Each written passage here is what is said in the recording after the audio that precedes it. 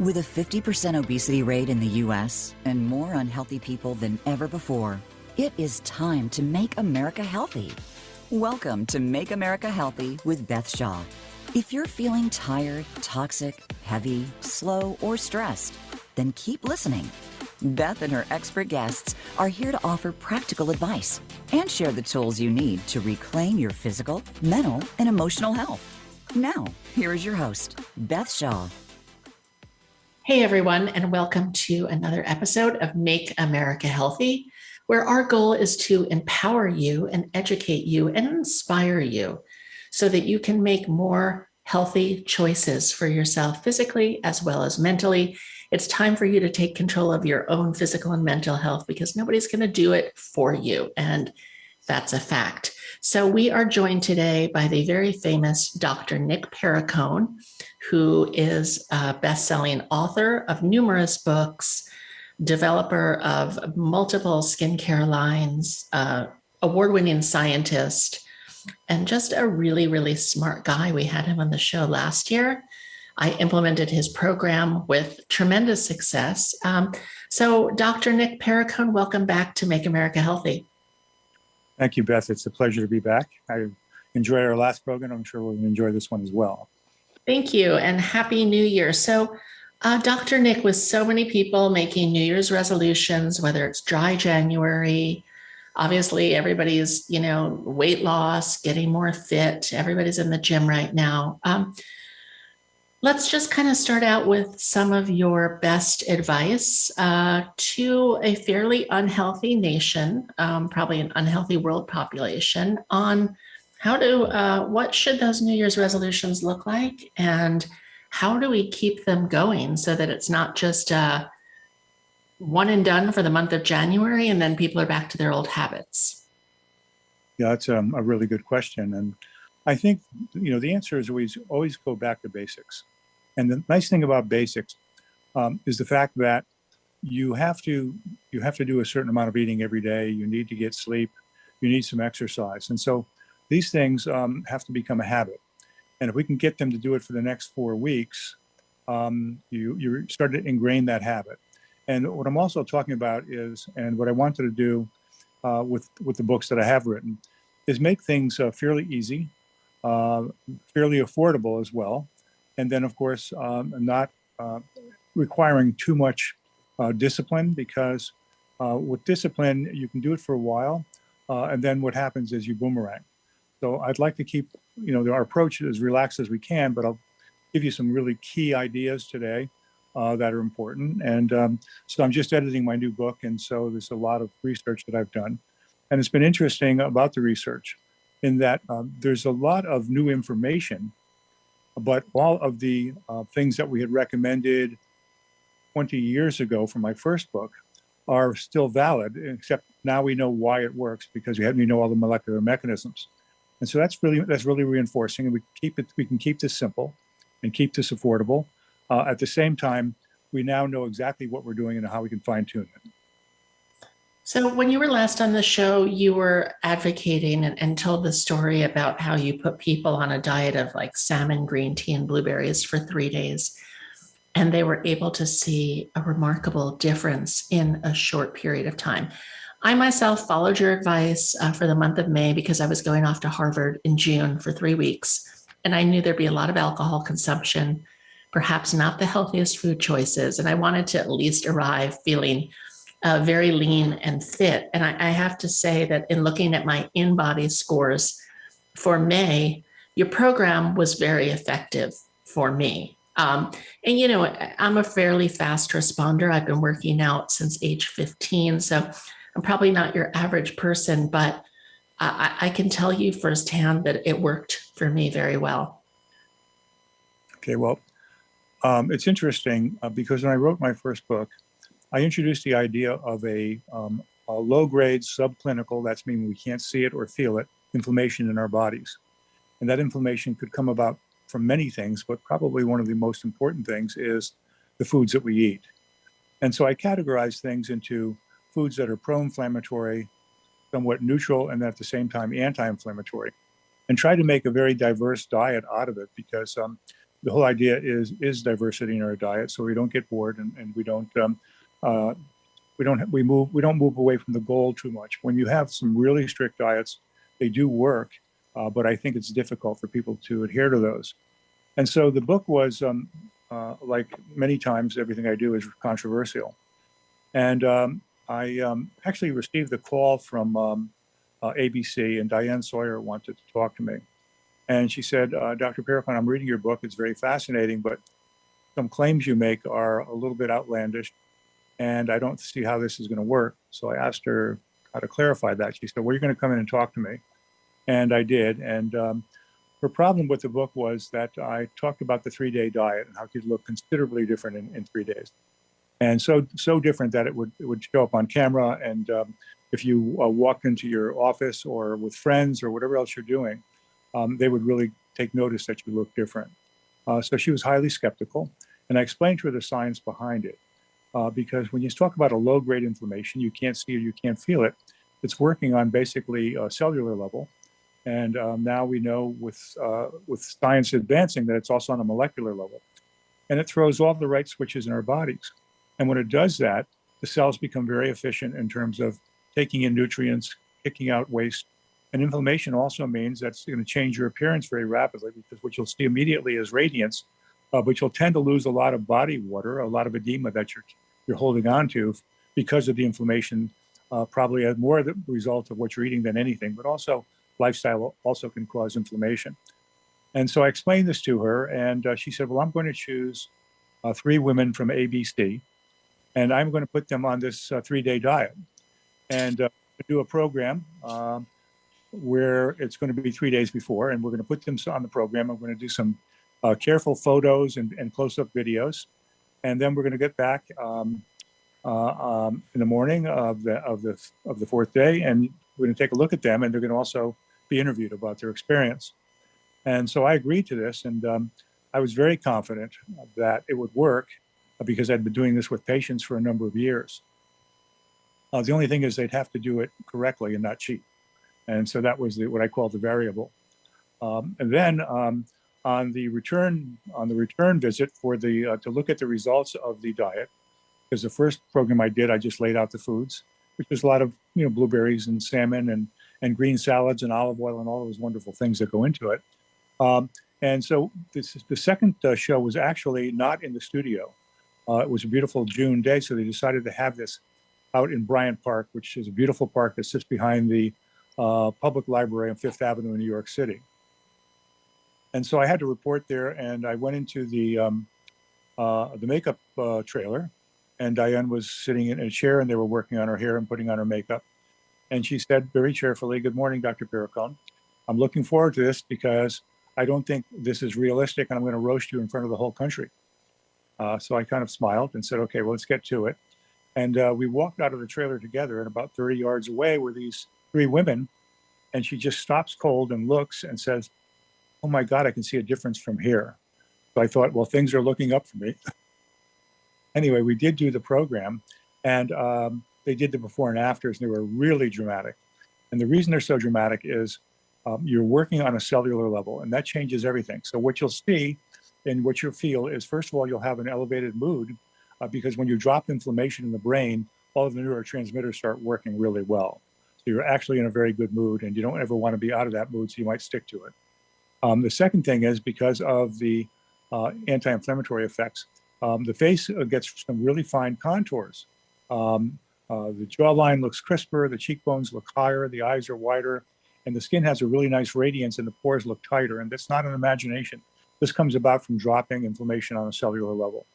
So in 3 days, I mean, they say we get, I forget how many months it is that all of our cells turn over and we get kind of a new body.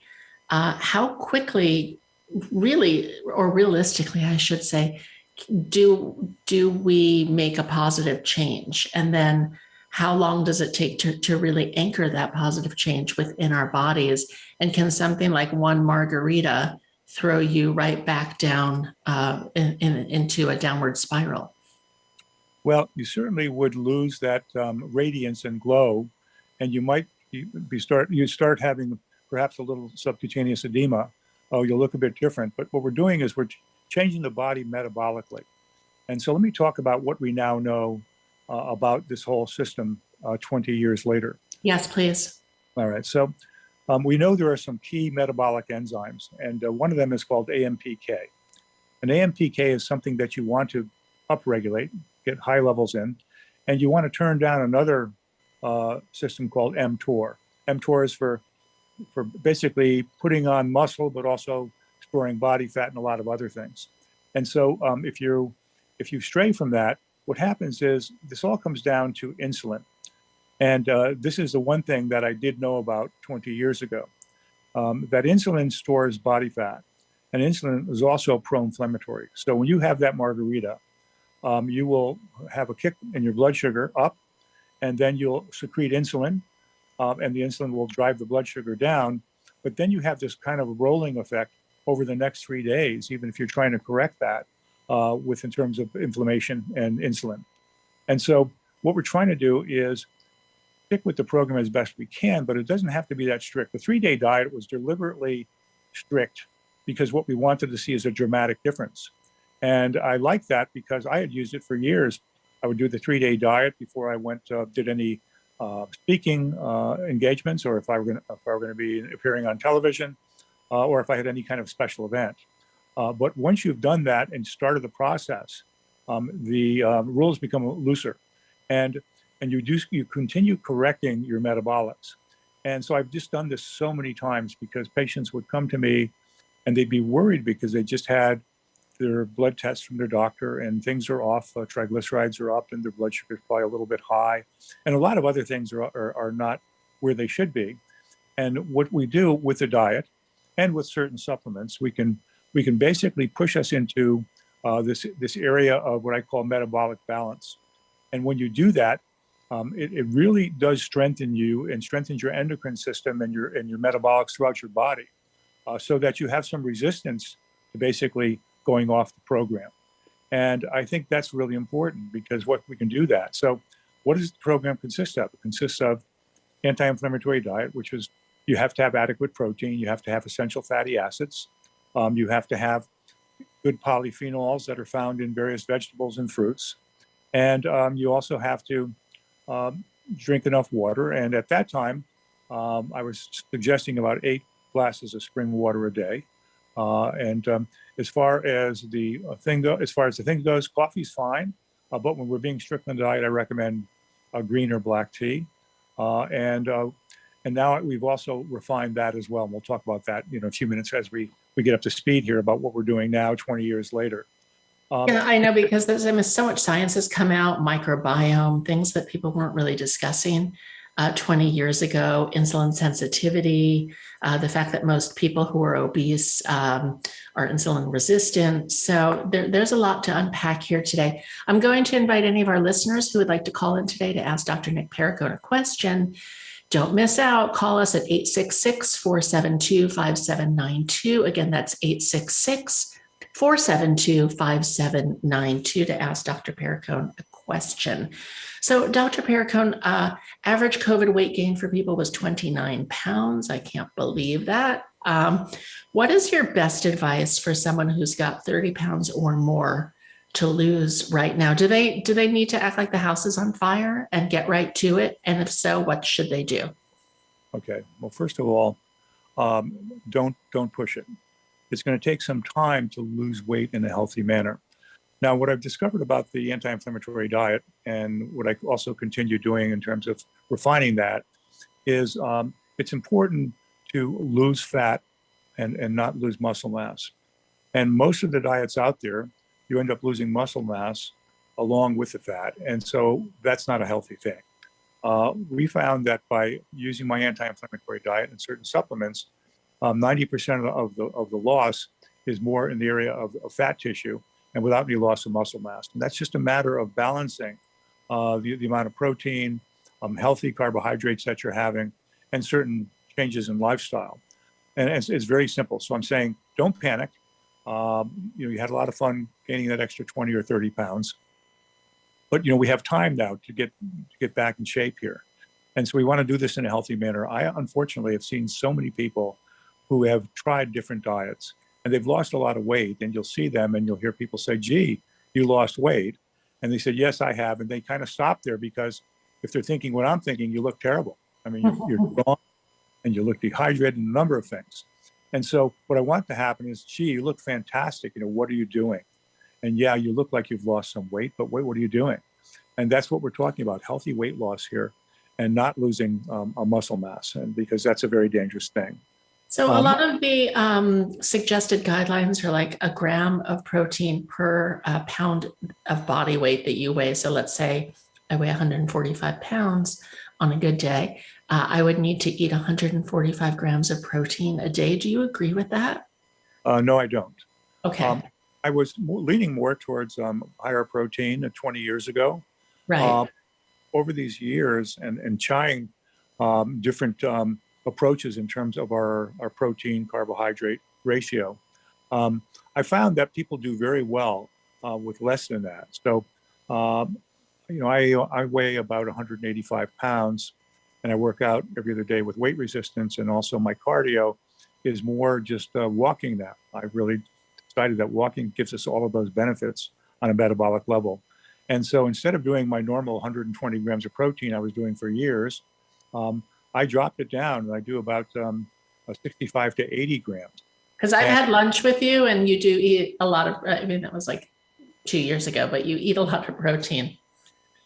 Well, what I'm doing now, and probably when we met, I was doing my time restricted eating. Yes. And so I do that within an 8-hour period. And so I have to break that up into smaller pints. You cannot mess up because your appetite actually goes down as you do time restricted eating. And if you kind of mess it up by eating the wrong thing, you are not going to get enough protein.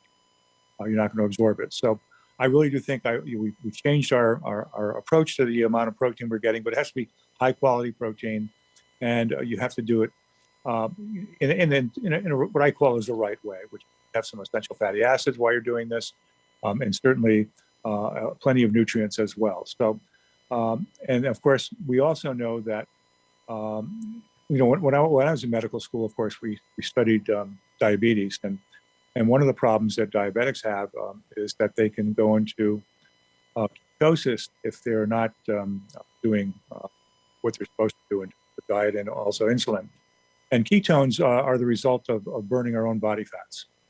And so if you have no insulin on board, you can't bring glucose into the cells. And so you start living off your own body fat, and then ketones go up very rapidly. But the same thing does happen when you're doing time restricted eating. And you also can get that same effect if you're completely restricting carbs in many ways. And I always thought that ketones were pro-inflammatory, they were not healthy, but I've kind of changed my opinion on that in terms of doing it in a moderate way, because ketones are what I call pleomorphic. They have many different functions. And so they act as fuel, but they also help us throw the right switches in our body to pick up that AMPK and trigger something called mitophagy. Now, mitophagy is when our body basically, it means basically self-eating. So there's autophagy, but mitophagy is specific to our mitochondria.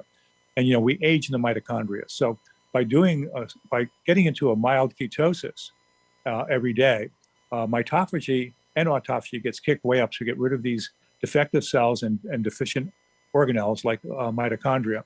So a number of things are happening. It's kind of a long list now with all the information we've gathered over the past 20 years of what we're doing. But the thing is, we're doing the same thing, but now I can tell you all of the wonderful events that are happening in a cascade of events when we do follow this diet. So a lot of people are speaking about fasting being miraculous. I listened to a lot of Jason Fung off of YouTube, Dr. Fung. What are your thoughts on people doing like 1 day a week of complete fasting, or maybe a 3-day fast? Is this for everyone, and should this be our goal? Well, I do think there are many benefits to these fasts, whether it's 24 hours, they try to push it to, say, 72 hours. However, I don't think that's necessary. I think you can get the same benefits with time-restricted eating. And so if you're not eating 16 hours out of the day, all of these things happen. You go into ketosis, you kick up autophagy and mitophagy, and you start normalizing your metabolism. But what's interesting, and it's in my new book, is that everything is tied together. And so your body has different ways of being in sync. And one of them is the amount of daylight that you're seeing and the amount of light that you get into your eyes, because it helps set our circadian rhythm. And the circadian rhythm is closely tied to metabolism, because you could think back, how does this work? Well, if we think about the fact that we have to do a lot of movement during the day, and especially in older days, we had to do a lot of exercise. And you also had to, when you got up in the morning, different kinds of light go into your eye and start setting your circadian rhythm. And so if you're doing things like, just staying up all night, or if unfortunately you have a shift job that rotates, your circadian rhythm is off, and then what happens is your metabolism off. So there's a much higher risk of having high blood sugar, and then maybe eventually type 2 diabetes. And there are also a lot of risks of other diseases, whether they're neurologic or cardio and others. So we know that everything is tied together. And so the circadian rhythm is tied to that, the foods that we're eating, when we're eating. And I really like the time-restricted eating, because you really do not secrete any insulin for 16 hours. And don't forget, insulin is a bad actor. That's the pro-inflammatory actor. And you don't want to have that floating around, and you want to lower your blood sugar as much as you can as well, without getting into trouble. And I think you do it very nicely with time-restricted eating.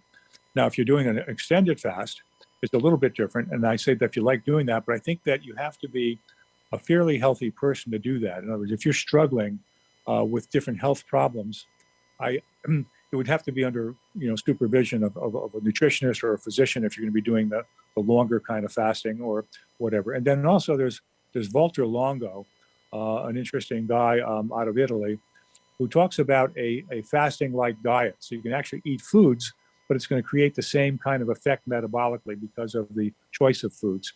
And he originally did that because he's a cancer doctor, and he found that if you can restrict the amount of blood sugar and insulin and things that are happening on a metabolic level, you can actually help in terms of reducing the size of the tumors, or even get completely better, maybe with a little help from medicine. So we have a lot of choices: intermittent fasting, or time-restricted eating, or fasting 2-3 days, and also what we call fasting mimicking foods can do that. And so what would is that like a lot of high fat foods, low carbohydrate? I'm talking things like avocados. What does a fasting mimic diet look like? Okay, well, there are several things that go, and of course, eating fats, and they're good for you. And I'm just a huge fan of extra virgin olive oil. And I recommended it 25 years ago because I felt it was healthy from all of the reading I was doing. And I was, of course, eating foods with olive oil for years myself, and felt the difference. But olive oil has so many incredible ingredients in it. Now, olive oil, of course, is a monounsaturated fat, and it has a few very important substances, and one of them is called hydroxytyrosol. Now, hydroxytyrosol is an antioxidant, and at very small amounts, of maybe parts per million of hydroxytyrosol, reduces your risk of inflammation in your arteries, and therefore it reduces your risk of heart disease. And of course, the Mediterranean diet that is still valid to this day, I think many of the benefits are coming from the extra virgin olive oil, now that I do the studying. So hydroxytyrosol also, we now know, triggers that metabolic master switch called AMPK. And so when we're eating all of these foods, we're getting nutrients, but at the same time, we're making major changes on a molecular and cellular level that are going to normalize metabolism and fight off disease and enhance our function of every cell in our body. And it works pretty quickly. And so we just have to understand what we're doing. It's the problem that I'm seeing now. I've been fighting this battle against obesity for 30 years as a nutritionist and a physician. And yeah, unfortunately, no one's winning that battle, which I think is going to be the downfall of our nation, but it probably already has been. If you look at the obesity rate since the 1980s, they've more than quadrupled. And I don't understand. Well, I understand why it's happening, but I don't understand being in a body that's moving towards obese, like not really wanting to take dramatic action to turn it around? Well, the thing that worries me is that it can lead to major events in your health that couldn't be reversed. And so with obesity, many times, of course, there's elevated blood pressure. There's changes in blood fats and blood glucose, and this could raise your chances of having a neurologic event, a cardiovascular event, also ending up with metabolic problems that cause fatty liver. And there's some serious sequela of doing these things. But what I'm seeing is that not only has it been a tough battle over the past 25 years, but in the past 2 years, the media is embracing obesity. Yeah, you know what? And I have to say, you're 100% right. And I really have a problem with that. I mean, listen, I'm all about body positivity, but at the end of the day, I don't think that a certain state of being unhealthy should be celebrated. And it's scientific. I mean, you're a doctor. It's scientifically proven that being obese is not good for your body or anything, your self-esteem, your mental health, your cognitive function, how you interact with people around you, your kids, your pets, coworkers, friends, all of that. You know, and it's really sad because, well, first of all, in the 20 years I've been working on the anti-inflammatory diet, I never talked to people about body fat. I said, what I'm trying to do is get your body to get into a healthy mode. And we always talked about our goal is health.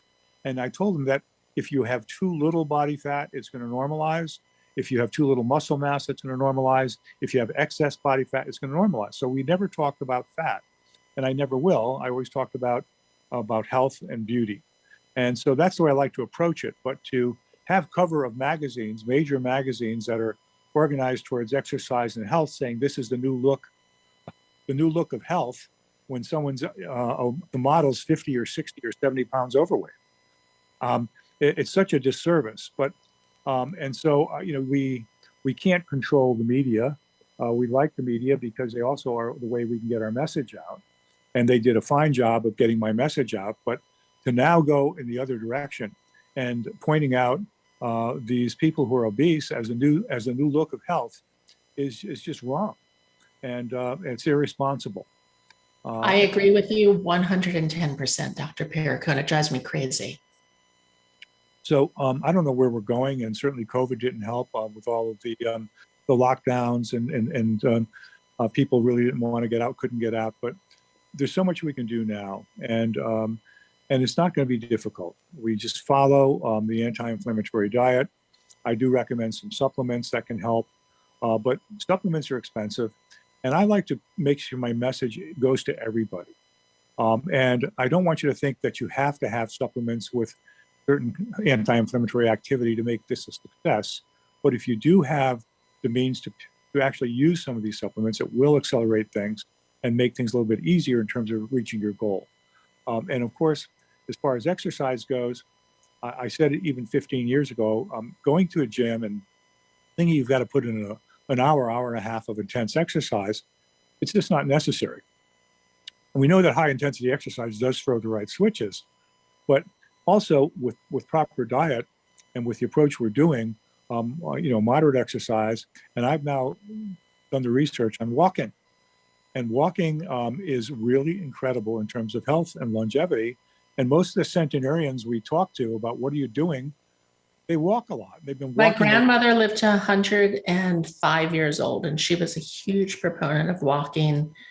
Like, she used to take a 30-minute walk after dinner every night. So yeah, I've seen that firsthand too. And it's interesting too, because there's a lot of study going on in science and metabolics, looking at the people who have achieved 100 years of life, and they're called centenarians. And so there was a fairly large study on centenarians, and the subjects were Ashkenazi Jews who tend to be long-lived. And they looked at these and they did various parameters of blood work. They actually found there was a peptide in their system, and the peptide hasn't really been looked at much before because it's made by the mitochondria. We thought in the past that the mitochondria has its own set of DNA, but it just makes peptides for the proteins it needs to make mitochondria.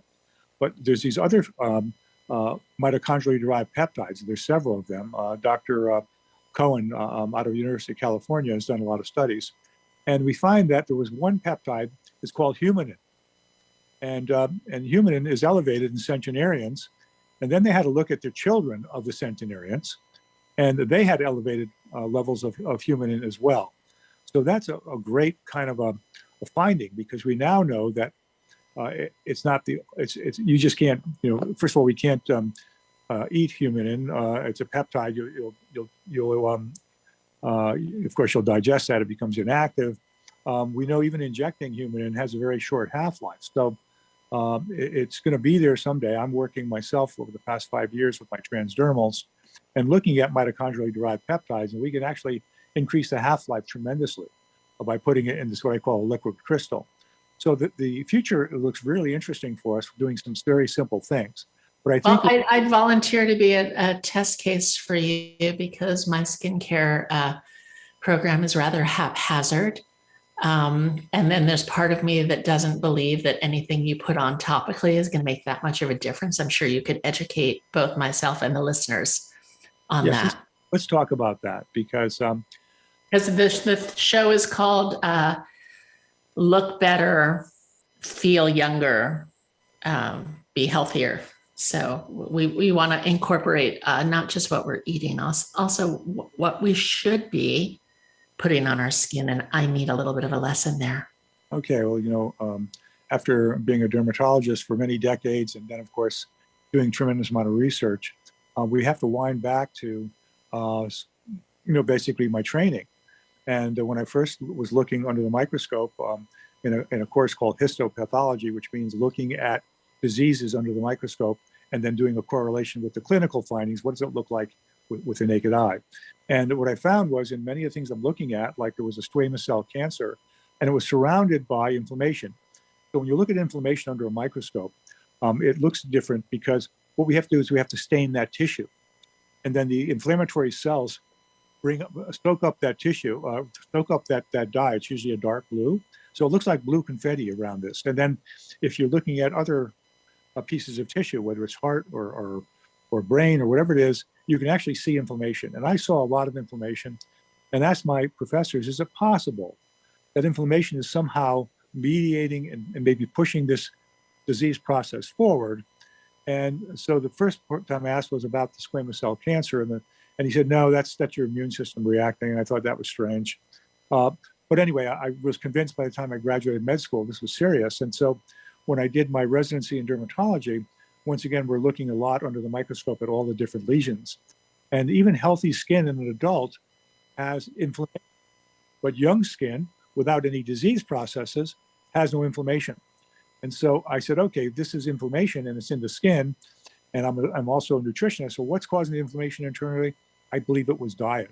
And that's where I developed the anti-inflammatory diet during my residency, and then tried it on patients. But also, I said, another discovery I made, I was doing an internship in pediatrics up here in New Haven, and was reading an article that children who had asthma, they did a study, a double-blind placebo-controlled study, giving them vitamin C, chewable vitamin C's versus just kind of a tasted the same, but it wasn't. Can I ask a question on that? Because I recently bought some more vitamin C, and it's ascorbic acid. And then I was told that that's like not the best. Well, like, what vitamin C should we be taking?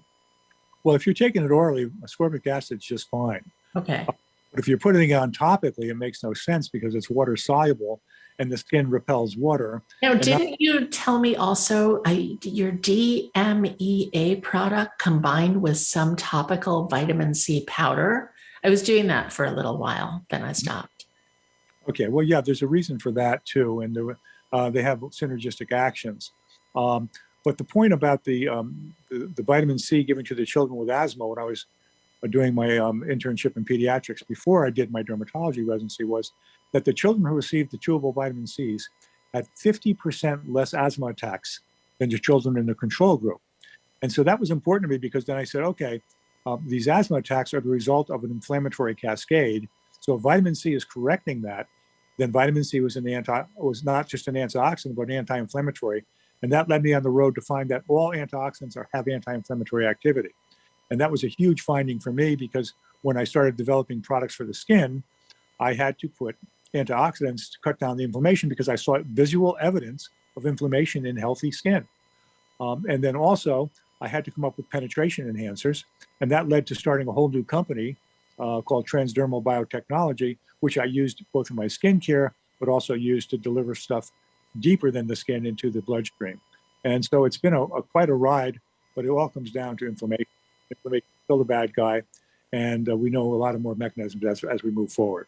And can you tell us what's happening with all that transdermal technology now? Because I was at a conference, actually, it was a cannabis and psychedelic conference last February, and they were talking about different transdermal patches that you can buy that are neither psychedelic nor cannabis, but that have crystals, and you can kind of influence how you're feeling, or put a bunch of different substances into your system transdermally. Have you made any new advances, or are you still doing things with transdermal delivery systems? Yes, I've been working right along on this because it's so effective. And now that we're discovering, for example, the mitochondrial-derived peptides, and the fact how it affects the half-life of these peptides, it's really become a critical thing that we're doing. And I've been working right along. Now, the difference between my transdermal and what they're talking about in terms of patches are, patches work because they don't have a very good system. So what patches do is it moisturizes your skin and keeps the active against the skin, and you get more of a migration of the active. With my transdermal, after these years of research, is it goes in completely. So you take about, let's say about a half a cc. So let's say about the size of a dime, and you put it on your wrists, and then you rub your wrists together, and that goes in within 2 minutes. And then if you have anything that's psychoactive, you'll feel a difference within 4 to 5 minutes, because it crosses the blood-brain barrier. And so the transdermals we're using are not patches. They're much easier to use. They're more effective. You can control the dose better. And it also is designed so it'll pass the blood-brain barrier, because it wraps around the molecules and insulates it. And so I do a lot of things in science. And one of the things I was doing as I was working with transdermals was I was working with one of our national laboratories. It's called Los Alamos. And Los Alamos, unfortunately, is very famous for developing the atomic bomb, but they also do a lot of nice things. And we were working on something wherein we can change the way we were going to make fuel to cut down on pollution. Is what we were working on. And we are creating something called cold plasma. And so cold plasma was a way of breaking down the molecules. But cold plasma is unlike plasma that's in the universe. It's cold. You can put your hand in it. And I realized that my transdermal was doing the same thing, was insulating molecules. So I named one of my products cold plasma because it was functioning like that. And apparently it resonated with everybody because it became a huge bestseller, and it performed beautifully. So it's and are these skincare products of yours, are they available anywhere? Yeah, skincare products. I have since sold the company, but there's a company that owns it now, and they're doing a lot less retail, but mostly online. And that's probably convenient for us since we've been through COVID and a lot of other reasons. So it's still there. They're still using the original formulas, not the original formulas, but formulas that I agreed upon. And so you can get benefits from this. But the transdermal is completely different. We're trying to get biologically active peptides through the skin into the bloodstream, protected from the enzyme systems. And if we need it, we need to cross the blood-brain barrier. And so that's really important. And so there are so many applications right now in transdermal that we're working on, but many that have been perfected. And so I hope with the release of my new book and talking about these mitochondrially derived peptides and all the benefits that they have, we'll be able to order the transdermal peptides. Now, they are expensive because of the systems and the peptides themselves to synthesize, but they have such positive benefits that I think people are really going to try to focus on deciding what they're going to use and try and do it on a regular basis. And so this is different than peptides that a lot of people are using for functional medicine and anti-aging right now that you kind of inject subcutaneously and you need to keep them in your fridge. I'm assuming that the peptides that you're working with do not need to be refrigerated. That's correct. And not only that, any of the peptides you're using for injection could be put in the transdermal system.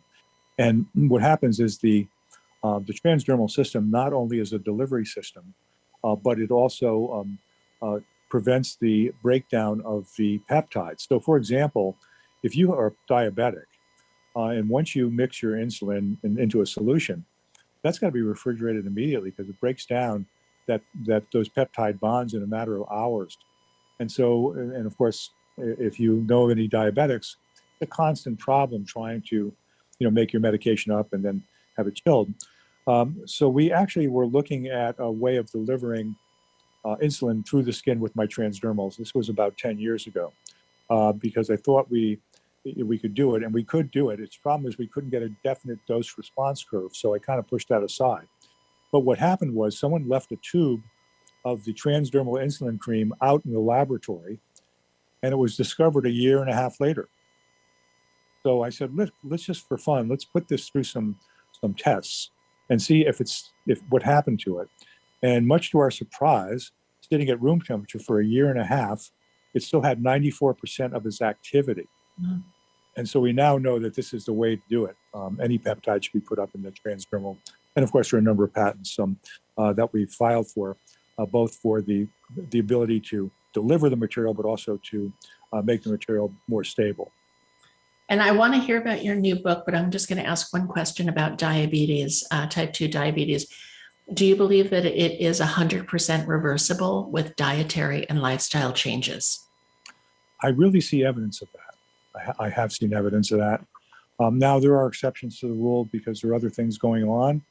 But yes, you can really correct this. And so I want to talk. The doctors aren't typically going to tell you that, right? They're going to give you some pills or give you some insulin and kind of deal with the symptoms of the problem and not the origins of it. Is that correct? Yes, but one of the good things about the type 2 diabetes is they started giving everybody metformin, which is an oral method. We found out metformin is a great anti-aging.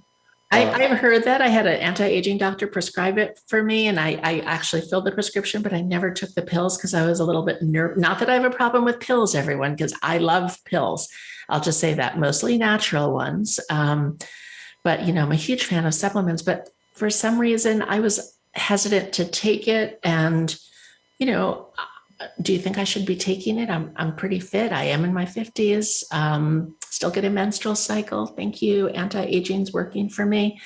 Do you think I should be taking metformin? Like, who's it for? And obviously you're a fan of it.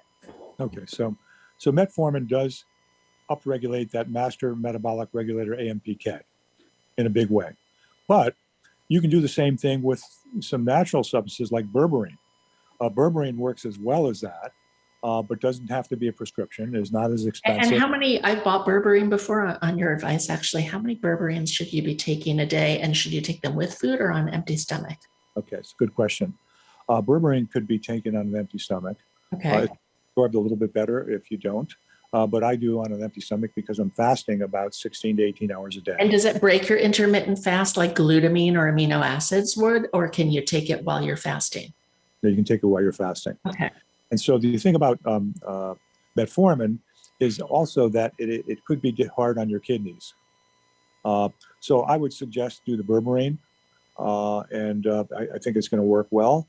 But metformin was a real big find, and they're now looking at derivatives of metformin that maybe can activate AMPK as well, so they can make people healthier. Because it all comes down to basically balancing metabolics.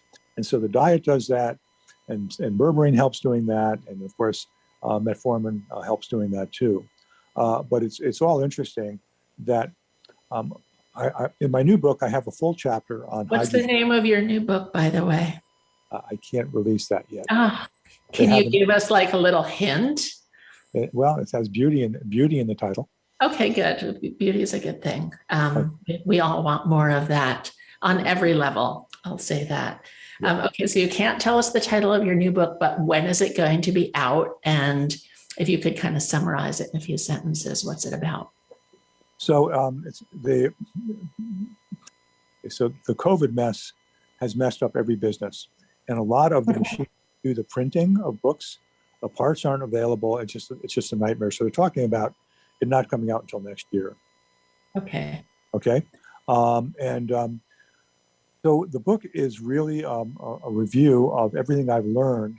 And it's interesting that, we want to increase AMPK, we want to control mTOR, we want to make sure that we use all of the things we have, like getting enough sunlight to set our circadian clock. There's also a lot of information in there about light therapy, including near infrared, as a way of. Tell us about that, because I'm obsessed with my red lights.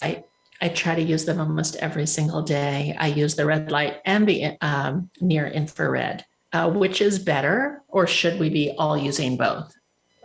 Okay, well, red light is fantastic. It does some wonderful things for the skin. The thing is with red light, because of its frequency, that is the wavelength, it doesn't penetrate very deeply. So it goes in about a half a centimeter.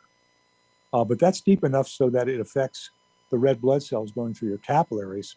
And the red blood cells become more energetic from that. And then they do something to circulate. And so red lights alone, even though it doesn't go very deep, has really some incredible therapeutic actions, even on the brain, because of the blood acting as a circulator of whatever changes it's making. Now, the near infrared, it goes much deeper, and some frequencies can go as much as 7 centimeters, and that's pretty deep. And it has a lot of action on different things like your production of ATP and other things. But red light does an awful lot. I don't want to diss red light. I was unable to use near infrared because about 20 years ago, I was testing infrared on the skin for repair. And I came across basically a scientist in the UK. His name was Dr. Dougal.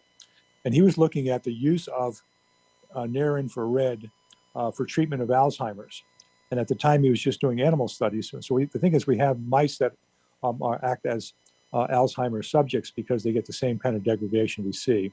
And at that time, he was irradiating the mice with his near infrared. But it had to be very specific frequency. It had to be exactly at 1072 nanometers. And the reason for that, according to Dr. Dougal, was 1072 is the only frequency of infrared light that will go through water. And he thought that was critical. And so he made up a helmet and started treating some Alzheimer's patients with dramatic results. And I was so interested in it because I was talking to him because I wanted to go put this, in skincare. I said, I would like to get one of these helmets. So he actually flew over and we met in New York City and handed me the helmet and I started putting it on. It was just 6 minutes a day. It looked pretty weird. It had these things hanging down, so it goes into your eyes and all over your brain. And I did it. And I noticed within a couple of months, it changed everything. I started dropping body fat. I had more energy. Mental clarity was amazing. Mood was elevated all the time. And I was doing things like a much younger person. Just from 6 minutes a day. 6 minutes a day. But the problem is I have inherited a disease called Meniere's disease, which is you lose hearing, you get a lot of ringing in your ears, and you have vertigo. And I never had the vertigo portion. But after using the helmet, I was getting vertigo. So I told Dr. Dougal, he said, that's impossible. It helps hearing. And so we did the big test, and sure enough, it was that. So with tears in my eyes, I had to give up that helmet. Oh, sorry to hear that. I have a friend who had breast cancer and lost a lot of her hair with the chemo treatments, and she uses one of those red light helmets for regrowth of her hair very successfully.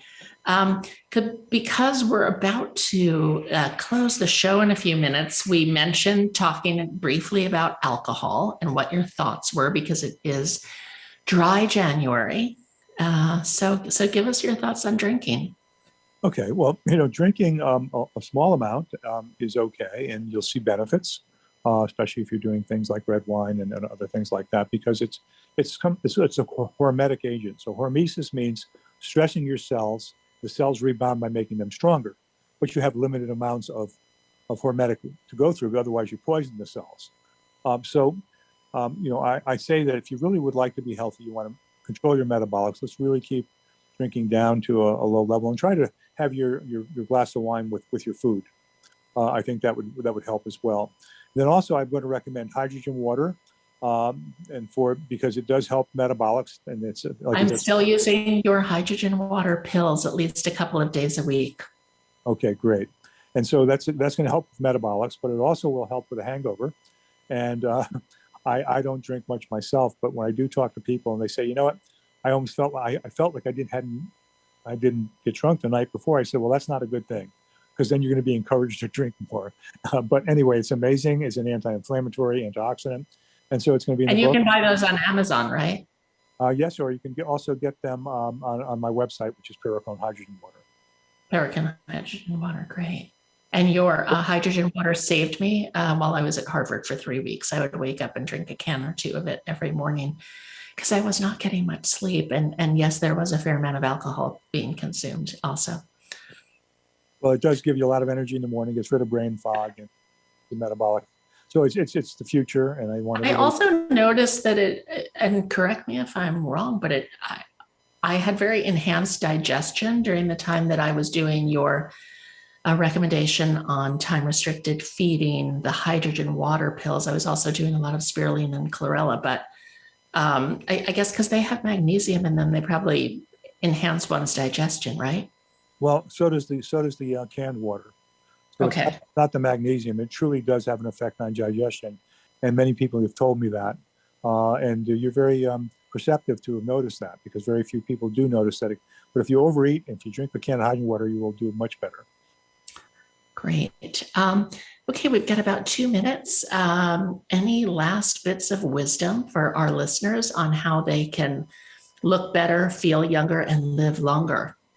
Okay, so I can just say 3 things: moderation, moderation, moderation. Okay, it's everything. And so follow the anti-inflammatory diet. If you're going to drink, make sure you do so in moderation. Exercise should be moderate, and you have to have enough sleep.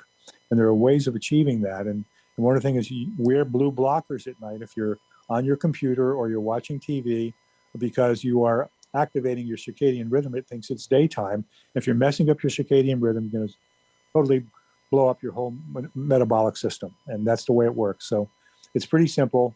And once again, it's not difficult. It's not expensive to do this stuff. Just try and hang in there. And tell us the name of your first book that was so successful, because I'm sure everybody's going to rush out and buy some well, the first book was called, copies of it now. It was called The Wrinkle Cure. It was not my title. That's what the publishers wanted, and I guess they were right, because we sold millions of copies. But that was the introduction, and then the second book, The Perricone Prescription, is all about. I love that book, by the way. It's like a Bible. It's thick. It is. It's thick, and it's information. So, and hopefully everybody will be looking for the new book once it finally rolls out. The new book with beauty in the title, but we don't have the title, so look for that next year. Stay connected with Dr. Nick Perricone on social media or his website. We'll have all of that in the show notes. Always a pleasure to have you on and see you and get some new information and more motivation for 2023. I'm sure all our listeners agree. We thank you so much for coming on to Make America Healthy. I look forward to seeing you in person one day soon. And a big namaste to you, Dr. Perricone. Thank you. Thank you for the invitation. It's been a pleasure. All right, everyone. Thank you for listening. Please share this show with anybody who you know needs to get healthier now and quickly. You can check me out on Instagram, Beth Shaw Health. You can visit my website, bethshaw.com. You can also visit us at yogafit.com, the leader in yoga, mind, body, fitness education.